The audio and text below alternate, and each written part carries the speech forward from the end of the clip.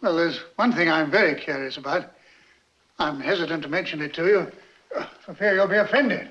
Well, then perhaps you shouldn't. No, I'll just have to chance it. All right, if you must. Thank you. As I said, I'm just curious. Why do you pretend to be a married man when you're not?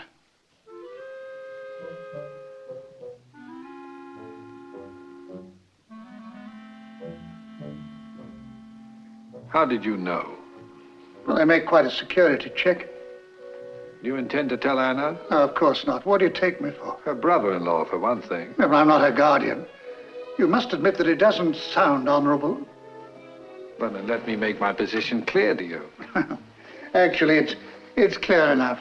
No. Obviously it isn't. No, come along now. Now, just try to follow this. Let's just take the usual case. A man meets a woman, he's attracted to her. He courts her. They're old enough, and she favors him. Eventually, she'd like to get married. He then says, I am not the marrying kind.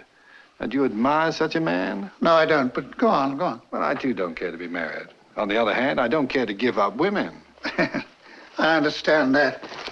Now, since I have no intention of getting married, I feel honor bound to declare myself in the beginning. What, before the favors? Certainly before the favors. That's where the honor comes in. Now, how do I declare myself? By saying I will never marry? What woman really believes that? If anything, it's a challenge to them. Well, what do you do?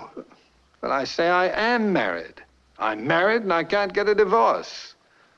Now, our position is clear. There can't be any misunderstanding later. Well, it sounds reasonable. Well, it is reasonable. I think NATO has got you in the wrong job. I know there's a big hole in your argument. I haven't come to it yet, but there must be. There must be.